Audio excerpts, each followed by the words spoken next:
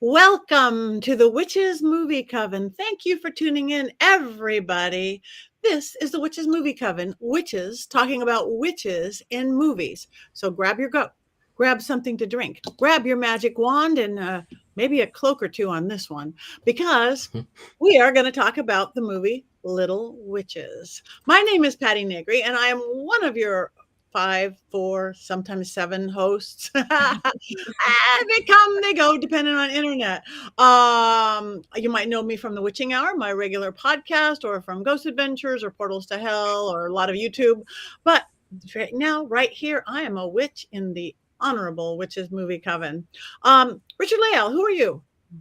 I am Richard-Lael, which is one name, not two. If I were just Richard, I'd be a... Yes, that is right. Richard-Lael is one name, not two. I am the gentleman psychic. I am a teacher at University Magicus. You probably seen me on Ghost Adventures, or maybe a long time ago, America's Next Top Model. I don't know. I've done a lot of stuff. I decorate things. I create things. I paint them. I drink a lot of tea. That's, why I'll probably run to the loo, skip to the loo, my darling, pretty soon. Thank you. Jason.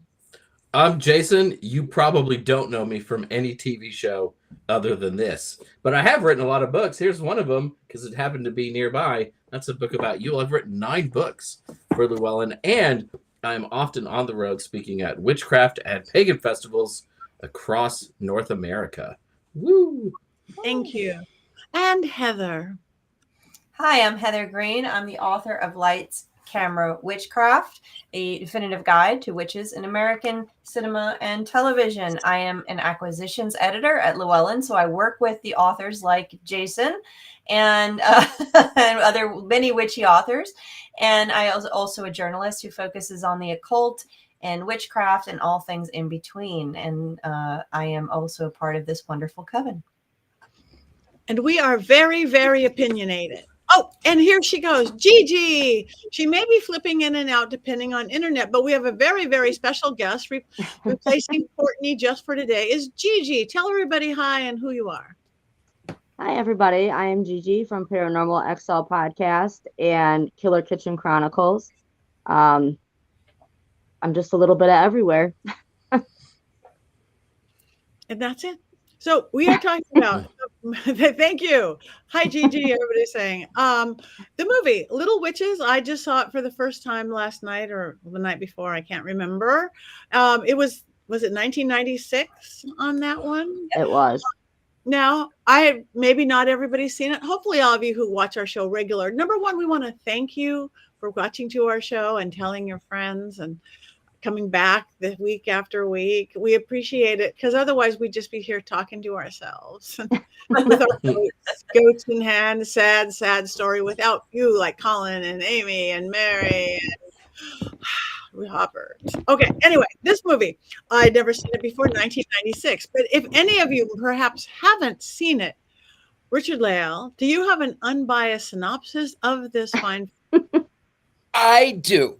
And I'm going to start with the boring one, because I watched it and I couldn't figure out what was going on. So I looked up this on Wikipedia, and it said, an ancient book lures 6 young girls into becoming witches and casting spells. That's the cut and dry version. It's so that's not the movie I watched. The movie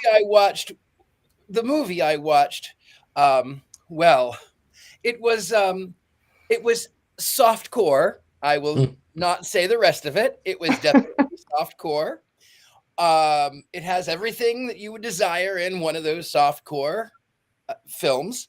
It has the girl that is naughty, who, by the way, is a high school girl. It has the crazy nun. It has the demented priest. It has the boy who's a virgin. It has the young innocent girl who rescues everybody. It has demons. It has ancient guardians. It has half-naked men and a lot of naked women. Something about trying to throw the book in the sea, as if even in 1996 he had never known, oh, we're gonna burn the Ouija board, and then it comes back the next day. Yeah, like none of this exists in this universe. I'm still scratching my head over it. It's definitely witches, but I think I should say some of these ladies are not witches. Some of these ladies, one would be referred to with a different word, but that word is not used in polite society unless one is at a dog show. And that's all I have on that. Thank you. And now we understand this film. Heather, I do believe this one may be in your book. It is sort of, it's mentioned, but it's a Canadian, mainly a Canadian film. So I really don't focus on it, but I do mention it for an important reason, similar to the way I mentioned Harry Potter and several other fully American films, because it has a tie-in to one of the biggest American witchcraft films, The Craft. And so there's some interesting facts about that. So Little Witches came out in 1996, which if you've read my book or heard me talk about the 90s, that was a watershed year for the switchover from the Satanic Panic witch films to the You Go Girl witch films of the late 90s. So this sort of fits into that, the Craft, where it's that 1996 where you get a little of both. You get the same You Go Girl stuff going on, and you get it nicely dosed with this Satanic Panic stuff. Now, obviously, this one has more Satanic Panic than You Go Girl than The Craft does. It also had a much lower budget. So a lot of people have said that this movie is a poor follow-up to The Craft, or they were trying to capitalize on The Craft. It came out 7 months after The Craft was released. However, that is not the case, because this film was actually in production and written before The Craft, long before The Craft came out. So there was a coincidence in terms of the creation of the story and the wanting to film it. It would not have been unusual for people to want to do satanic teenage witch films at this time. So it's not that much of a stretch to understand that. But they do say, and there's multiple reports from the producers and the other people involved, that the film actually was it was wrapped. They were done filming before The Craft came out. And then when The Craft came out, they were in post and actually worked to edit the film. The producers worked to edit the film to capitalize on the popularity of The Craft. So it wasn't created based on The Craft, but it actually capitalized on the success, or tried to capitalize on the success. It came out, of course, 7 months later. A few other notes about this film that are interesting is that the director has disowned it, saying up to what she wanted. And of course, she is important, because many witchcraft films are not actually done, until more recently, directed by women. So that's an interesting piece of this. The final cut, the editor actually quit or was fired halfway through, and they got a makeshift editor, or associate editor, or some kind of helper to edit the film. What was that? You couldn't even tell. They got an editor off of Craigslist? Yeah, if Craigslist didn't exist back then. But yes, they got an editor, and the producers pretty much ran the show as far as the editing was concerned. And of course, they were trying to make it compete with The Craft, or to capitalize on the success of The Craft. I read one article that the guy said that The Craft was an expensive copy of Little Witches, actually.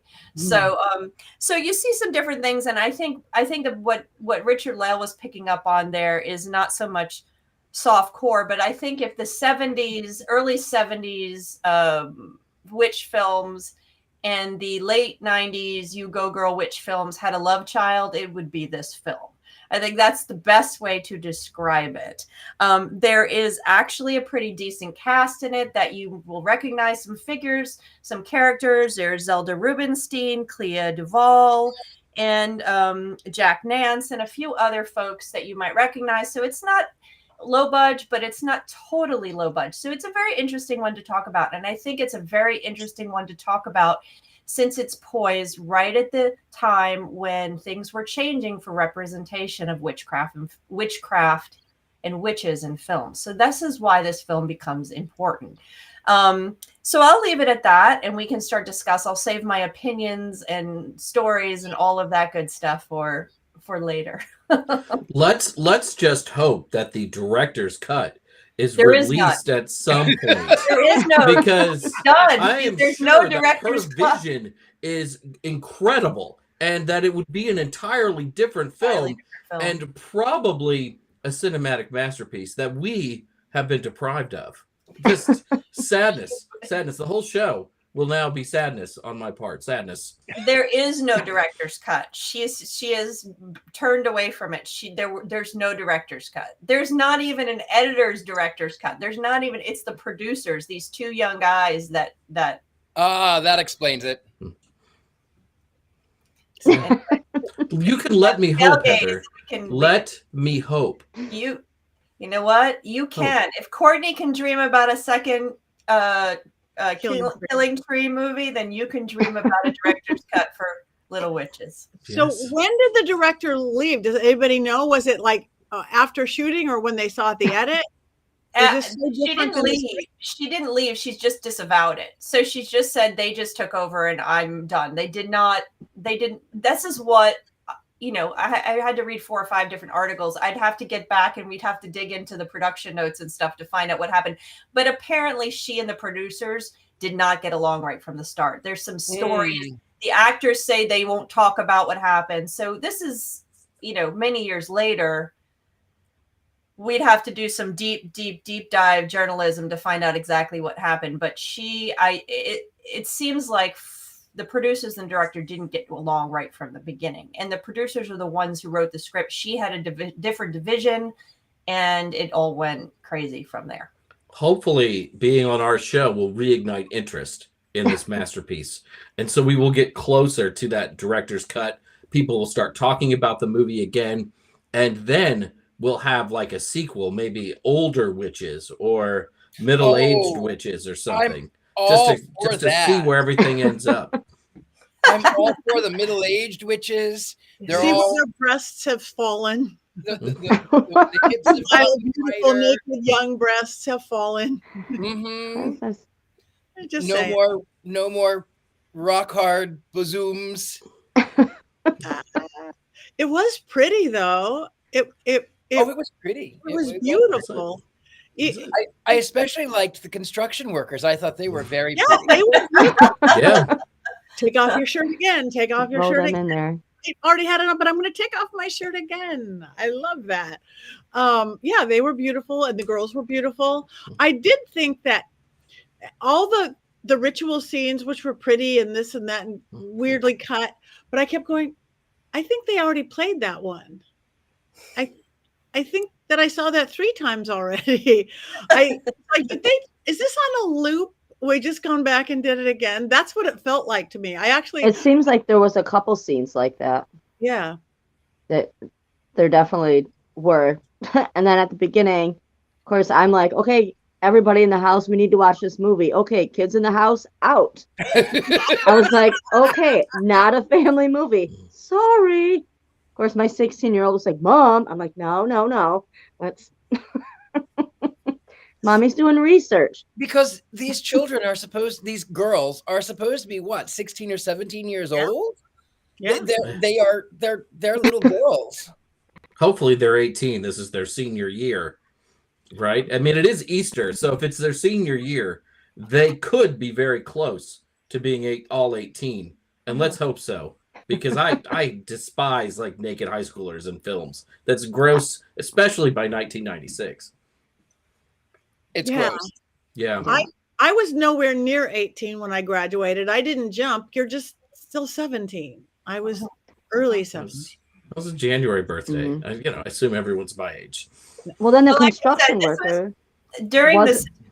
Go ahead, Gigi. Sorry. Wasn't the construction worker wasn't he supposed to be so much older? And they turned down the one gal and was like, no, my little sister does that. And then the other gal that's the same age goes there, Faith, and then all in love, and he's supposed to be old and she's supposed to be 16. And as I was kind of like, what's happening here? At first the age thing was a no, and then all of a sudden it was okay. It's Well, it's okay just because they're Catholic sweet. schoolgirls Oh, yes, I forgot about that. Yes, you with are right. male producers. It's like in the gay world, if it would have been produced by gay men, then it would have been a bunch of Mormons at a Mormon school, because that's like that has replaced the Catholic school in choreography. It's replaced it. I Just just to, love to you. respond to Sacred and Alone, yes, this was Clea Duvall's first film. It was her film debut. So there's that. Yeah, I And couldn't even Bummer. figure out who she was in the movie. I mean, there are a bunch of characters running around, but most of them feel nameless. Like there's good girl, bad girl, Chubby people who girl. work at school. I mean, that felt like those were the only names to me. She was the first one to get stabbed by the demon. Oh, okay. That's That why. helps at all. Yeah. Fair. She shows up. Her face is seen more at the beginning of the film than it does because yeah, you're right. As it goes along, they spend less time identifying the characters, talking. They don't really get into the characters at all. It's very surface character stuff going on throughout the film. It's just the narrative and the plot that they focus on. It's just that's all it is. So you don't really see the faces. One of the girls doesn't even have a line in the film. All her lines were cut apparently, or something like that. One blonde girl.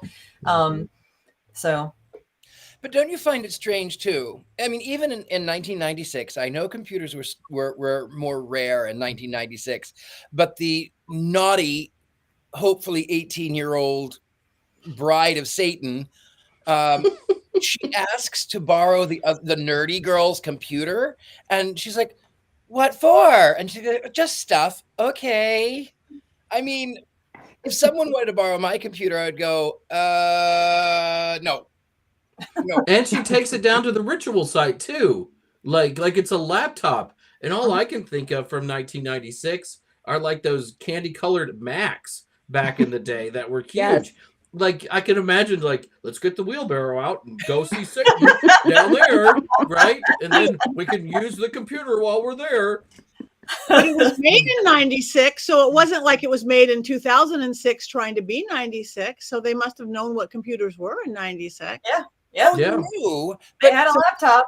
But even if you had a laptop, I think in 96 it had to be, you had to connect it to the internet of some sort, right? Like you had it like a cable, right? Right. It wouldn't be The Ethernet. It wouldn't be Bluetooth or Wi-Fi or anything. It would have been a back phone cable. Yeah. Bing, bing, bing. Yep. Dial up. Yeah, Bing didn't even exist back then. That's how long ago this movie was. No. There was no Google back then. This was 96, so probably I'm trying to think because I worked in technology back then. I can't remember which was the search engines. It was Yahoo, Netscape. probably Netscape, and what's the first one? I can picture it, but I can't think of the name right now. But yeah, this was before Google, before all of that. Excite, Ask Jeeves. Yeah, Lycos. Oh, the Lycos. wreckage of Silicon Valley. Yeah, that was that. But they had a laptop. They had a lot of interesting things going on. I think as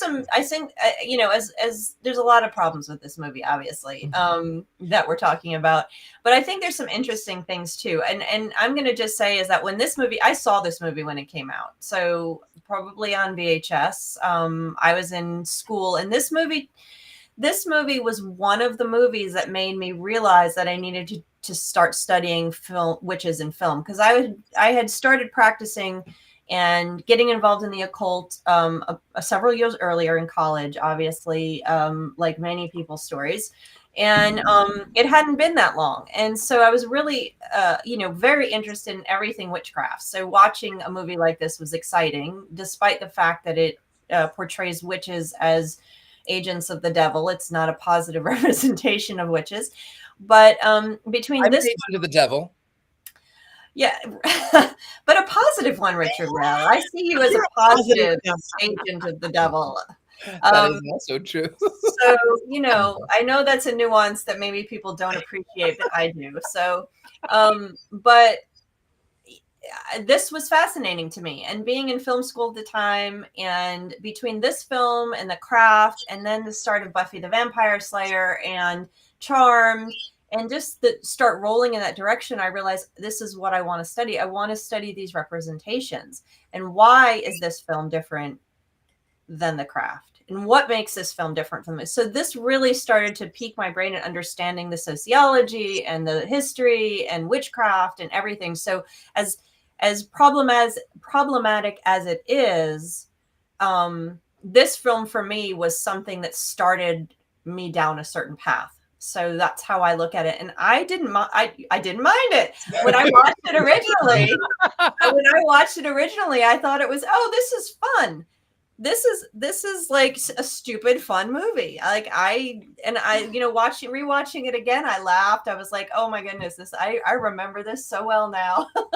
So I'm just glad that like one good thing came out of this film, and that is Heather's love of witch movies and desire to study them. That is the one good thing that has come out of this film.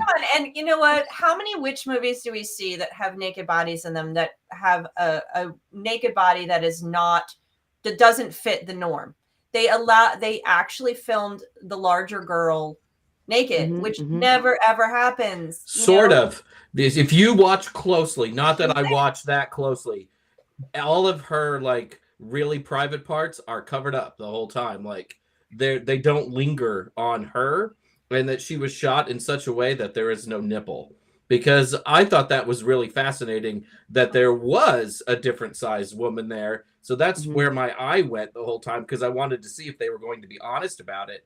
And I'm not sure that they completely were. Or perhaps she could have had something in her contract that said, no, I don't want to do that. Right. But how she is portrayed is kind of hidden, even though she's in the naked scenes. So I must say, and I liked having a naked bigger girl and showing it too, but they did very stereotypical open her up in the beginning. I didn't like that just cliche stereotypical, I ate pancakes, yes. I ate this. It's like, right. I didn't think that was necessary. No. If that's her character development, because not like The Craft, where The Craft, you kind of got to know the girls along the way. This one, except for the little known fact, that the character of Fat Amy in the Pitch Perfect movies is based on this character from Little Witches. Just throwing that out there. That's 100% completely true. Just gonna throw that out there. She's a great character. 100% true. 100% true.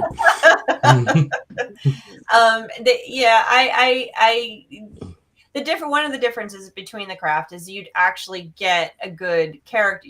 There is no character development in this movie. There really isn't. Even the main characters. That's not what this movie is. This movie is directly aiming for that plot, the salaciousness of it, and so diving into that fear and riding on the fear that teenagers are being seduced by witchcraft and Satanism. And that is the driving point of this, and to use every single trope that the misogynistic types of horror use, throwing it all in there and mixing it up and throwing it back out at the screen. Was the director, did they film something different? Would the director's cut be different? Would it be more like The Craft? I don't know that it would have been, because the story is different. There was not, as far as I know, a witch on the scene like the witch. The Craft aimed for some reality with Wicca, some attachment, some connection to it. This one does not at all. They use salt for like 2 seconds. Well, Zelda Rubinstein's door had salt outside of it. Yeah, too. Yeah. So there was, and they call themselves the Illuminati. So clearly, witchcraft, magic, Illuminati, naked high school girls. Absolutely. Yeah.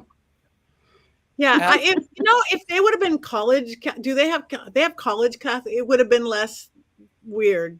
College naked girls, because they were beautiful scenes. I like naked girls, but you don't want to go, I'm liking a 16-year-old naked girl. Nope. No. Nope. Like I said, 70s horror, B horror, and 90s you go girl horror, have a love child. This is what you get. Do y'all know what I mean by the 90s you go girl witch movies? There's a string of them, and the craft starts it. So include the mostly TV shows. Charmed. It's all upper middle class, pretty white girls doing witchcraft type thing. Buffy the Vampire Slayer fits in there, of course. There's a number of them. Witch House, I think. Yeah. Sabrina, the original one. Sabrina. It's just a string of them. Yeah. I tell you, though, there were so many plot holes that if this film had a slightly higher rating, all of the plot holes would be filled. Oh, holy crap.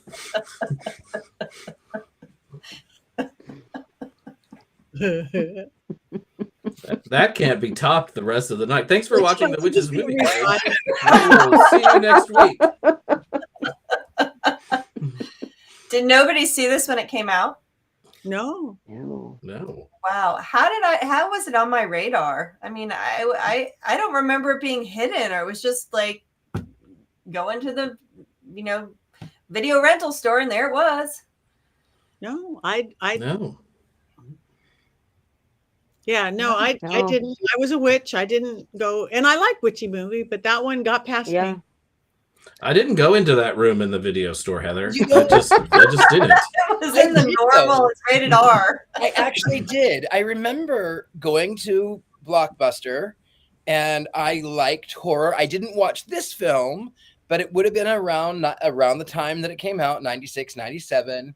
And I went to get a film that was called Head of the Family.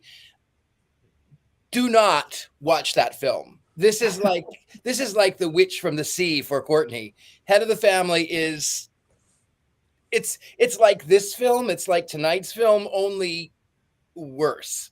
So Head of the Family is. So they existed, Heather.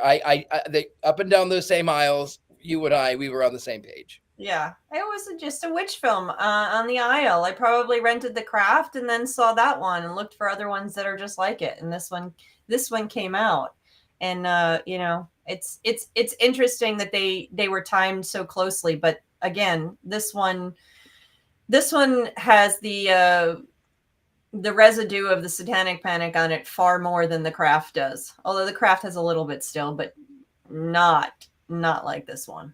When you put the two movie posters up against each other, The Craft and this movie, you can really see how The Craft impacted the marketing, because she looks like the girl from Little Witches, almost looks like Fairuza Balk or something. Oh, yeah. Right? Yeah. I mean, when I saw that graphic for the first time, I thought, oh, it's from The Craft and not from a different movie, because they really seem to be really trying to steal that whole aesthetic there. Though the picture in the little bottom left-hand corner looks like the pictures that you would see on the covers of the movies in that little back room. It's just a little too scantily clad there. And there are a number of those. And there's another movie, it's in 2002, I want to say 2003, called Witches of the Caribbean. Has anyone seen that one? No. Okay. You don't have to give it all big eyes or anything. These is also teenagers that they're lost in a special school stuff, and they're left, and they get into they get into witchcraft.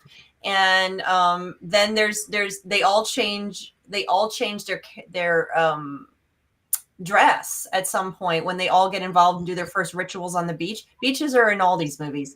And then they're walking down the beach. It's right out of The Craft. Right out. I will say that this film in particular had a lot of beaches. a lot of young beaches. It certainly did. I found the school's proximity to water strange, to be honest, because you looked at the school and the outside shots, and it didn't look like anything that would be near an ocean. And then apparently the ocean is about 50 feet away, which would have been like really prime property, right? Nice. Like you'd be selling that and like retiring somewhere. It was really odd. I thought that the ocean was there. I thought what was odd was that whenever they show the internal parts of the church and the church's office. There are stained glass windows everywhere, and it's midnight, or it's dark outside, and then you have all of this beautiful refracted light coming through all of these stained glass windows from every single angle, and it's midnight. It's So pretty. yeah. It's pretty. So they didn't do the establishing shot, and they failed on correcting the lighting to match the time of day. So okay. And doesn't the movie end during the day, which is a weird time for a witchcraft movie to end? There's a lot going on in the full sunlight, which made it look like a kind of a dirty after-school special in its own way. Today on ABC, the dangers of witchcraft and the Illuminati. You know, that's Dirty. I did get Oh my confused. gosh. Again, I was tired. I kept wanting to falling asleep and going, no, stay awake. I have to watch it. But the plot line, because of it, the one with the mark. Again, I was trying to find the story of the girl with the mark. Oh, the lady had the mark. And then all of a sudden at the end of the film, my people have been protecting. What? I didn't get. I still didn't get that. It was very choppy. Did she know she was that person? Did not I don't know. Yeah. Poor editing to tell the story. Poor editing to tell the story. For Clearly, sure. it was none of our business. But I like the nun though. I did. I mean, I liked her. Well, I think we could talk about her. I mean, Yeah. Zelda Rubinstein is something special. This is actually not the first witch film she was in. She was in 1989. She was in Teen Witch, which is another fun teenage witch story, totally different type, but also a satanic panic, an early satanic panic one. We can watch that one and see if we like that one at some point. There's no nudity in that one. That one is Damn. family friendly, so your family can watch it. It's more like Karate Kid, except a witch instead of a karate expert. But she was in that one, and she was the witch expert who consults, and she is brilliant in that one. She does a beautiful job, and of course, she's Poltergeist. That's where everybody knows her. I think she's scared all of us kids. She's so wasted in this movie. I mean, she has about 8 minutes of screen time, and when I was a kid, I found her absolutely terrifying in the Poltergeist movies, right? And I just didn't feel like they did anything with her of any value or consequence, right? She eats food alone, and she did something weird in the church one night, maybe, kind of. And then she prays with a girl, and that's it, and then she's done.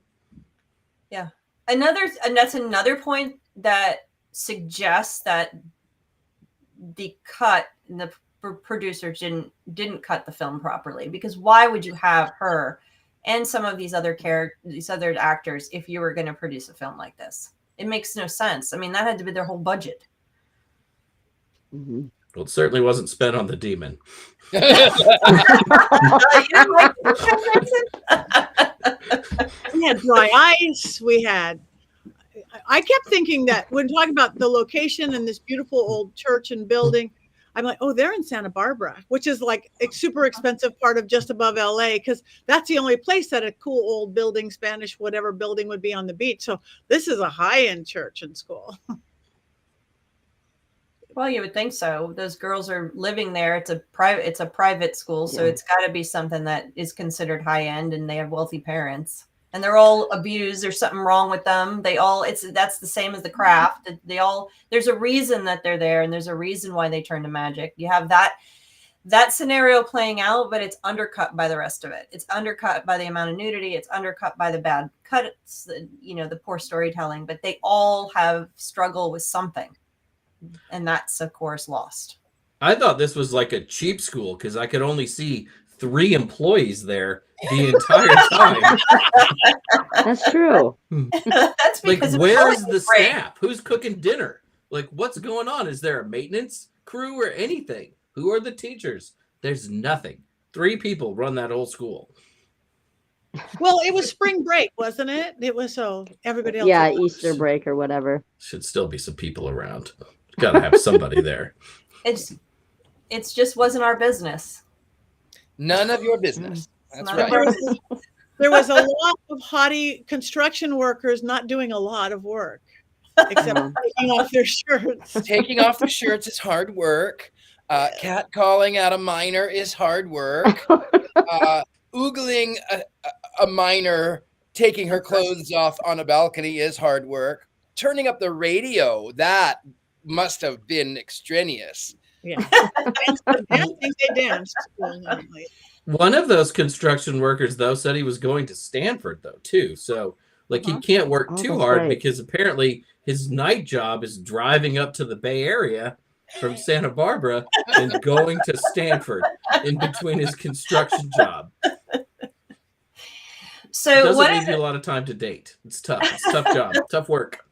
One of the reviews and the discussions on this film that talked about it noted that the director, the one who's disavowed the film, was actually a music video director in the 80s.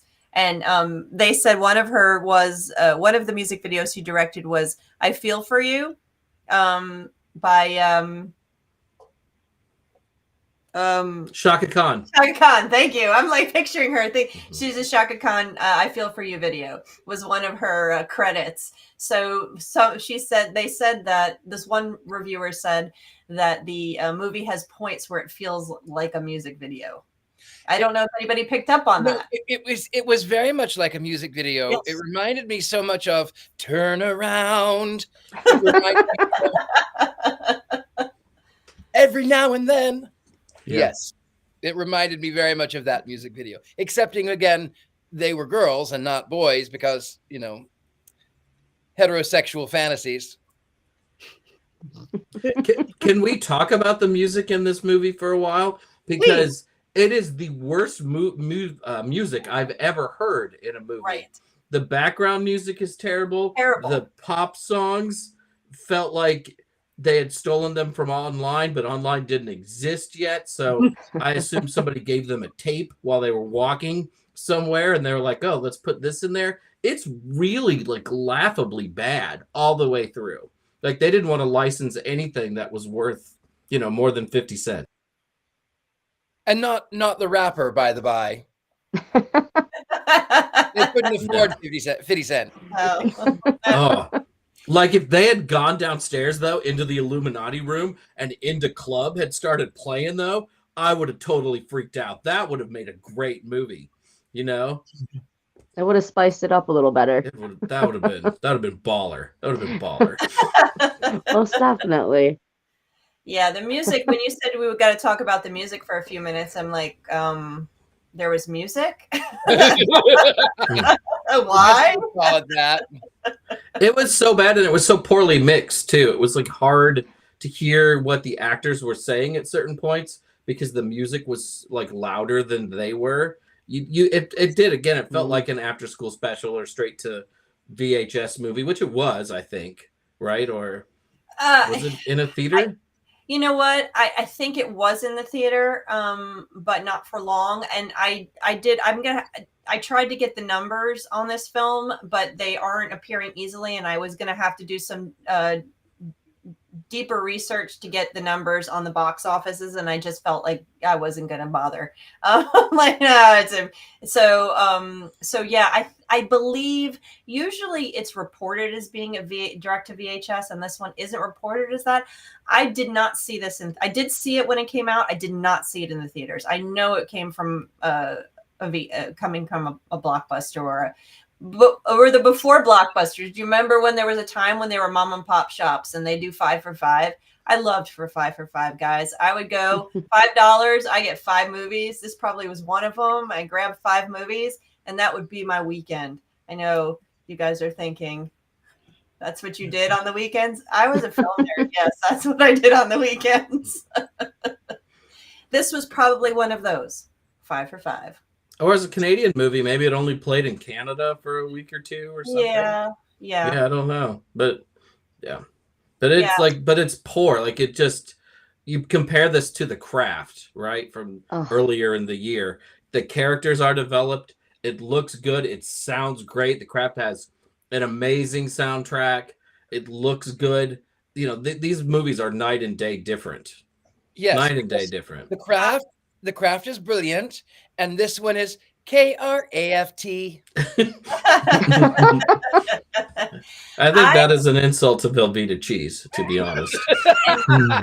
Yeah, this one is definitely not gonna win any awards, but it actually did win an award, but I can't remember what it is. But regardless, I what was I gonna say? The Craft, I did not love The Craft when it came out, and we've talked about The Craft many times, and it is a centerpiece in witchcraft films for sure in so many ways. But I really felt like The Craft started out really well, and then it went downhill towards the end, and I really was very disappointed with the ending of The Craft in a lot of the aspects and some of the filming and the way The Craft went at the end. And I know that's sacrilege to say amongst witches, because that's like, you know, the golden movie we all hold up, but I did not like the ending of The Craft. So I didn't like Hocus Pocus either. So I say that out loud. I never watched The Craft. Oh, Really? Oh, see, you beat me right there. I've never. Wow. But you watch this. Oh, wait a minute. Hold on.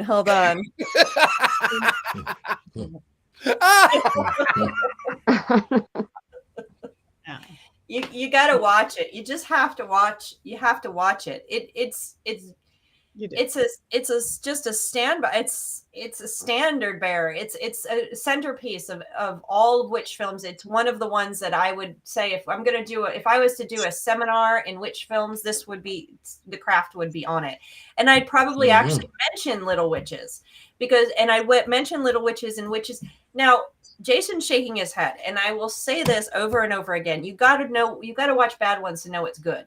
And that is why and watching what The Craft did and how it relates to other films and how people copied them.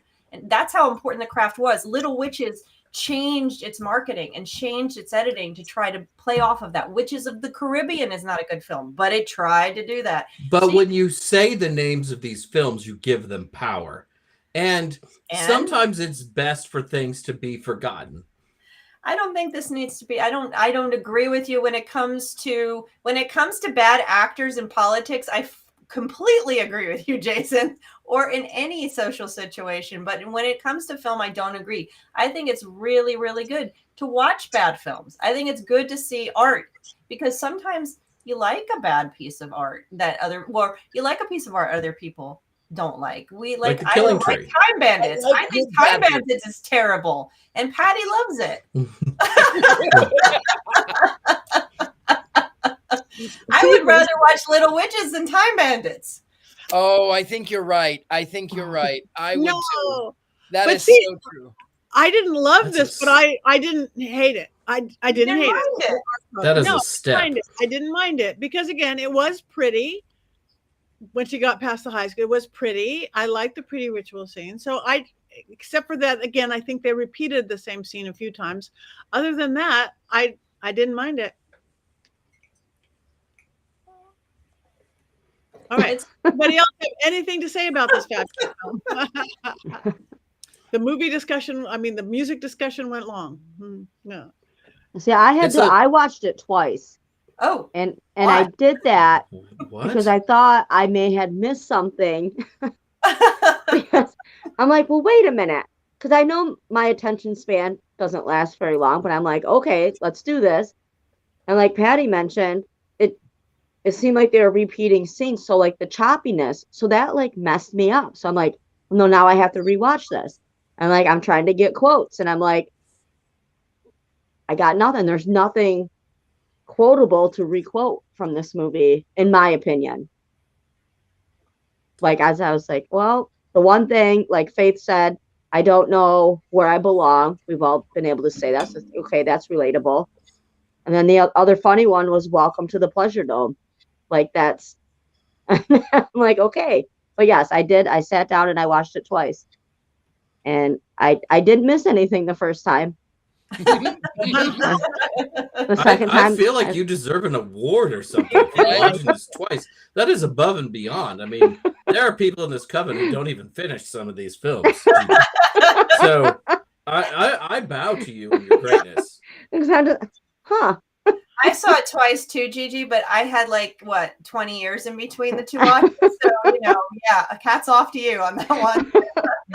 Well, like I said, I just didn't know if I was missing something, like an important part. It was very choppy as the editing and putting together and stuff. So for me, it was hard to follow, even though there wasn't essentially a storyline besides here's some teenagers, they go to a Catholic school, they find the devil, and then that's it. Yeah, that's it. I want to quote Mary Jane King, the only quote from the Stanford guy, it has to be the right person. So these are obviously out of high school, this gorgeous guy who's still a virgin, but the high school He's still a virgin in 1996. Still a virgin. Yeah. It has to be the right person. So thank you, Mary Jane. All right. Well, I guess we don't have quotes because there weren't any, and we don't have this. You've got to appreciate trying twice, though. I mean, I did. I that tried. is tough. That is great. Like, I just got nothing that I think, because sometimes things are witty. They would be witty, or they're funny, or you're like, that's a good one to repeat and quote it. No, just no, there wasn't. And I apologize for that. I like to point out, I wanted to point out that this comment from Colin about why is the devil always hiding in Catholic schools.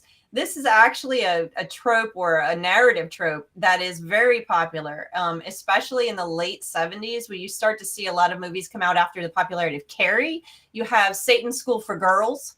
We can do that. We can add that. We have the there's a string of them. The Spell, there's another one. There's a number of movies that come out in the 70s that are all about Satan and high school girls. So, it actually is, it makes a lot of sense to me, because if he's hanging out with all of these high school girls, it's no wonder the devil went down to Georgia. All right. All right, Jason, do we have the Mankey movie minute? I heard it was a good one this week. I'm really happy with this one. Which means probably no one will laugh at it because I was so excited about it. And Courtney's not here to cry, so it's already going to be anticlimactic. This is not a crying movie. All right, here we go. And now, random thoughts from a man forced to watch a movie he would have never had known existed if it wasn't for this show. It's 9:45 p.m. on a Tuesday night, and I've settled comfortably on my couch, my cat next to me, my fur baby just out of reach, as she often is, while still demanding pettings. The movie starts, and I am immediately transported back in time to 1996, as I wonder if the stream I am watching comes from a third-generation VHS tape. Even in the dark of my living room, it's hard to make out the action on the screen. Everything looks muddy and gray. I get up to adjust the tracking on the VCR, and then remember I am not watching a VCR, nor do I own a VCR in the year 2024. Despair creeps in. Little Witches has been playing on my television for all of 2 minutes and 24 seconds. It's now 9:50 p.m., and my wife is looking at me quizzically from across the living room. Is the movie coven making you watch porn? She asks. I tell her no, but she remains unconvinced. The background music that was playing definitely sounds like porno music, she says. She is not wrong, of course, but I do wonder why she knows so much about mid-90s adult film soundtracks. Little Witches has now been on my television for just 5 minutes and 16 seconds. As the movie clumsily moves along, I notice that there are only 7 characters in the entire film, despite my screen trying to make me believe there are more. Yes, sometimes there are additional bodies on the screen, but many of the young women in this film feel more like extras than characters. At the end of the film, I am surprised to find out that many of them actually had names. Who are the characters in this film, you might ask? Well, there is the good girl, the one who will probably do something with Jesus at the end of the film. There is also a bad girl, and we know she is bad because she performs a stripper routine in the front of the window of her dorm room. There are also 3 people who work at this church/boarding school. One of them is a super hot nun that I wish had performed a stripper routine in front of a window so that I might watch and know what it is to feel alive again. There is also a priest who likes to go fishing, and an older nun who seems to scare the schoolgirls because she owns a lot of crucifixes and enjoys eating alone. I am also delighted to find out that the demon in this film isn't a demon at all, but the gremlin Stripe from the movie Gremlins. I am glad to see him getting work. There is also a construction worker love interest whose real name is Tommy Stork. I like saying Tommy Stork. Every time I see this actor's character, I will say Tommy Stork out loud. Little Witches has now been on my television screen for 28 minutes and 42 seconds. While watching this film, I couldn't help but wonder what the other witches in the movie coven were thinking while they watched the film. In my head, I could see Richard-Lael starting and stopping the film 6 or 7 times while watching before finally giving up with 20 minutes left to go. Heather would, of course, be busy jotting down notes about how Little Witches is representative of Satanic Panic's Final Gasp and is unrepresentative of the witchcraft films of this new era in filmmaking. And Patti, oh Patti, she's such a trooper. Like me, there is no way she would turn this film off, but just like me, she's probably wondering if it is acceptable to drink a whole bottle of wine or to eat several edibles while watching this film. And poor Gigi sitting on their couch wondering just what they've got themselves into.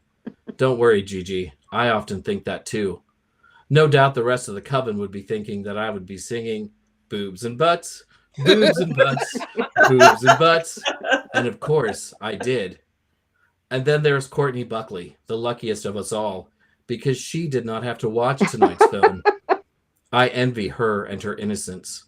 My innocence died the moment I began lusting after the super hot nun in this film. Little Witches has now been on my television screen for 45 minutes and 57 seconds. I sadly note to myself that the film is only halfway done. Despair etched upon my face. I girded myself for the ordeal yet to come.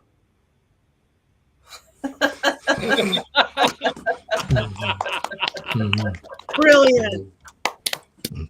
Brilliant, Jason. You're going to need to make a book of movie quotes. I mean, movie minutes, Mankey's movie minutes. We're all doing the book together. We're all going to have our bits, and those will just be put in there. And I save them all in a giant document, so they're preserved. You know, some of the jokes about Heather were meaner though, and I had to change them because I blamed her for me watching this movie. So, but I love Heather, so I can't say anything too mean. Hey, you know what? Everybody has their choices, and I fill them in with when we don't have enough choices from all you guys to fill up the 365 or 52 weeks in a year. So I fill in all the other ones with other movies that may be of interest. And I like taking you down some dark roads sometimes. I will say, though, I'm going to be giving lectures at festivals, though, and then I'm going to be like, and now Little Witches, 1996. Let me tell you about this film. So it's going to come in handy as much as I tease and joke. Yeah. How many times have we said the Killing Tree since we watched The Killing Tree? It has come up. It has literally come up in conversation at witchy events. Oh, you've got to see The Killing Tree. Just saying.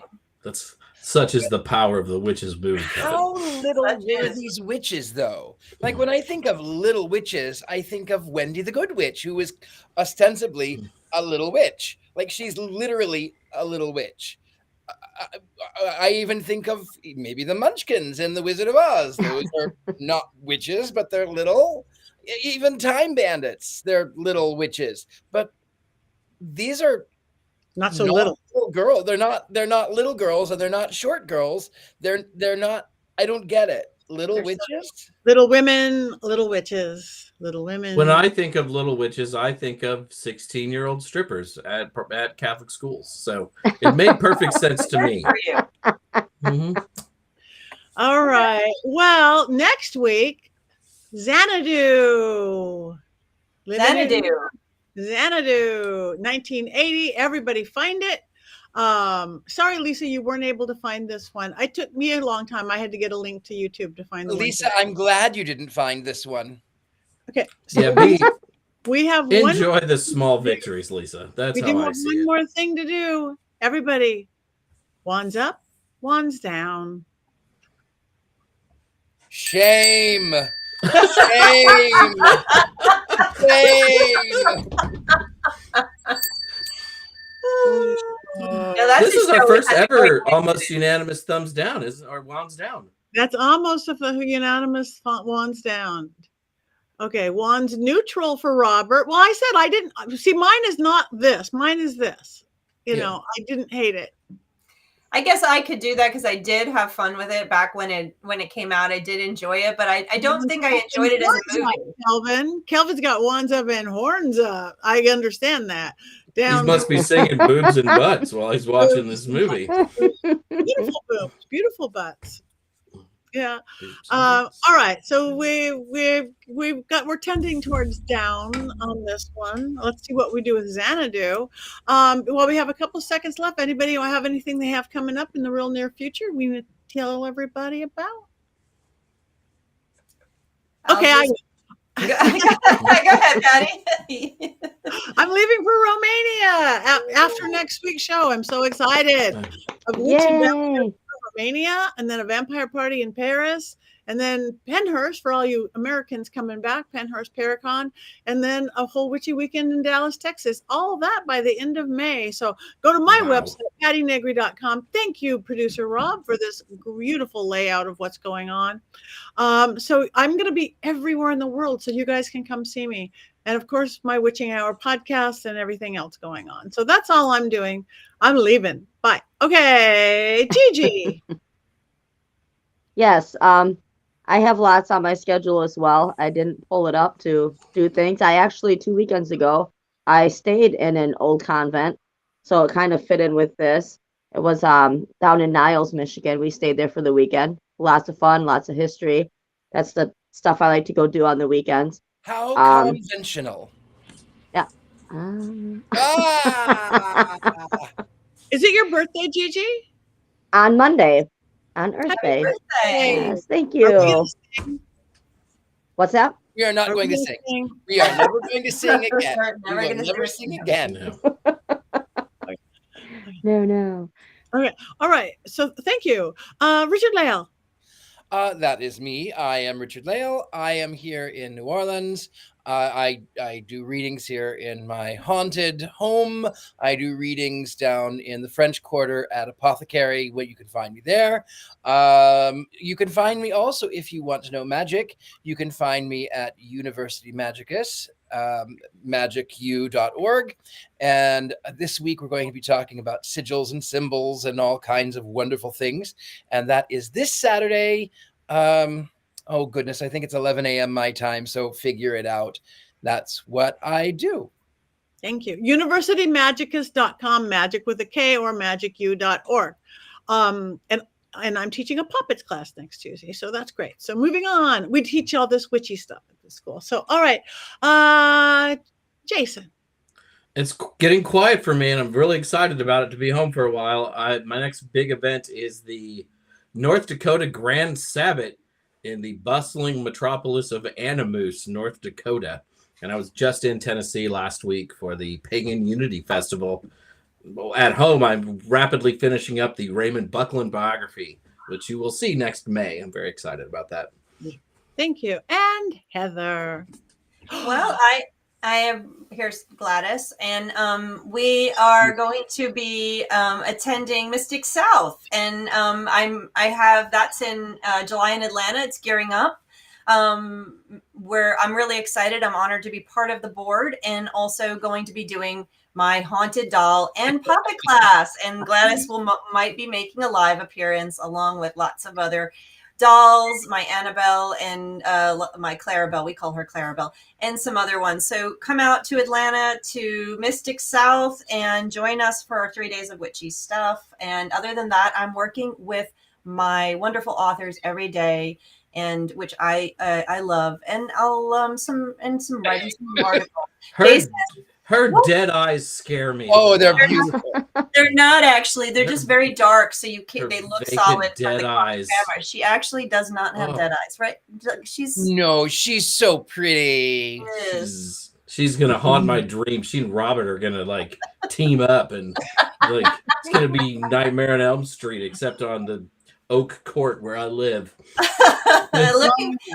I'm looking forward to seeing our coven members. I know Robert Hicks says he's saying he's going to be there, so I'm looking forward to that. So yay, Robert! In Atlanta. All right, we have one more thing to do before you all look for Xanadu next week, because it is time to cackle. 1, 2, 3. Yeah.